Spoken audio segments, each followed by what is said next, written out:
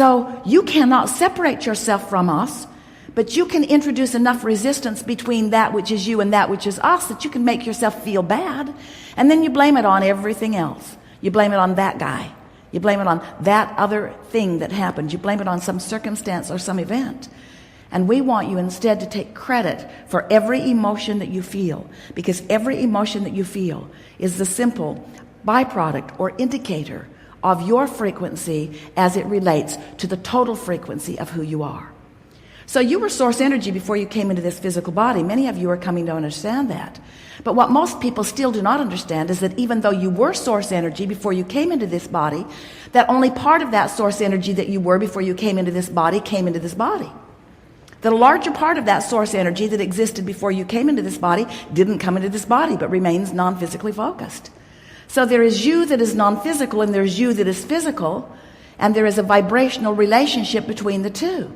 So here you are in your leading edge physical experience, exploring the variety, knowing what you don't want, and therefore knowing what you do want.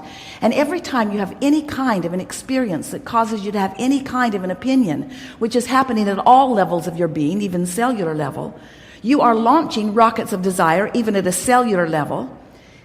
And those rockets of desire, they are precursors, they are vibrational rockets, they are vibrational projections of thought, they are vibrational rockets that are actually vibrating, that have a strong point of attraction. And when you launch one of those, we ride it, we become it, we understand it, we blend it with everything else that you have become.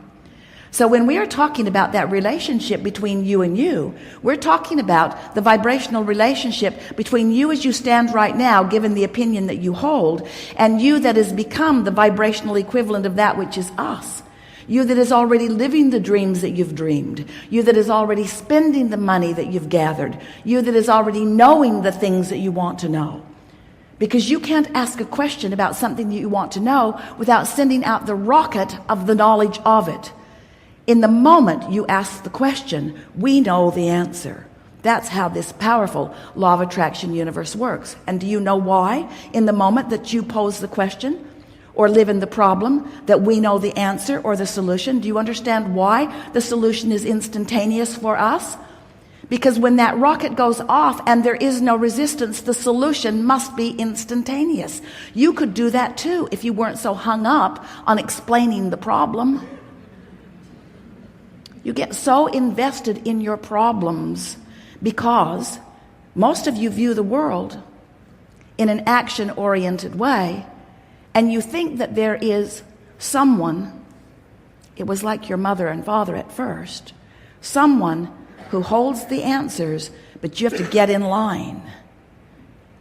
In other words, it's like Congress. There are a whole lot of other problems that we've got to think about before we think about yours. Yours isn't even on the docket this year, Congress tells you. Or your mother says to you, do you think you are the center of the universe?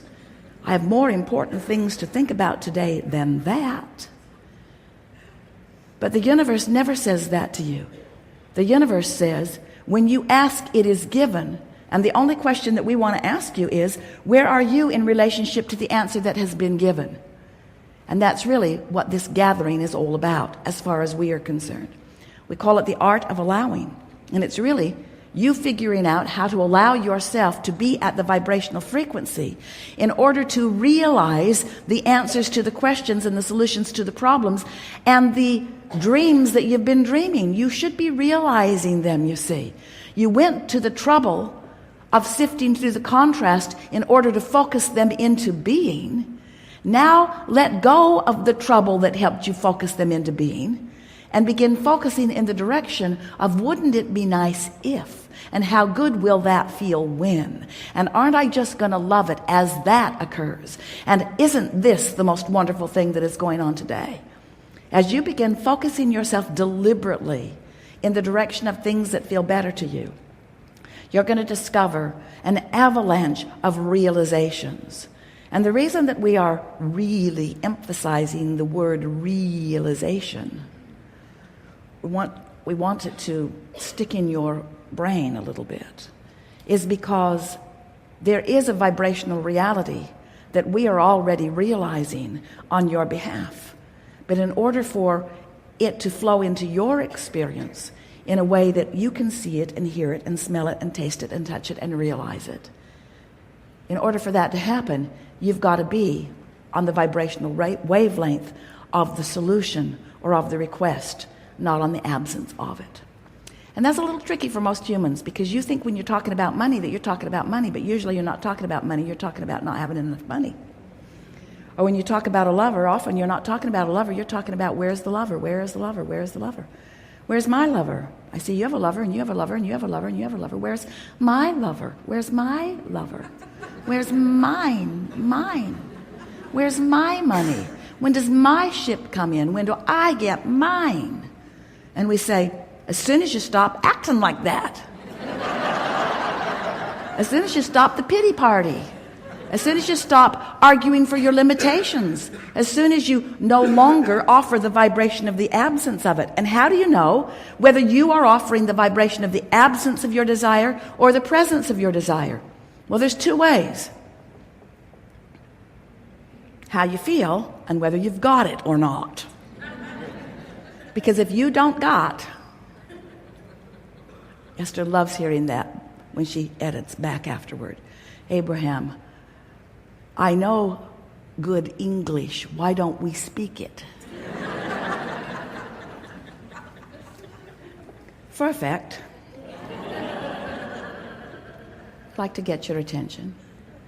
We want you to be the receivers of all that you're asking for, and not necessarily the immediate receivers, because if you were the immediate receivers of everything that you're asking for, this seminar would be about demanifestation. I've got too much. Too many people, too many lovers, too much stuff, way too much money. I need to tailor it down to something more manageable. So we are not eager to get you in this pattern of instant manifestation, but we are wanting you to relax and allow more of those things that have been swirling in your vortex.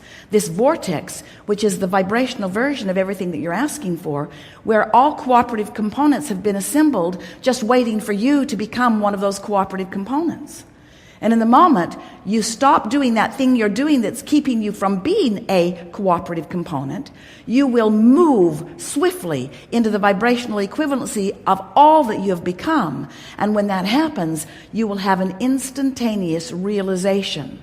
See it, hear it, smell it, taste it, touch it, of what you are asking for.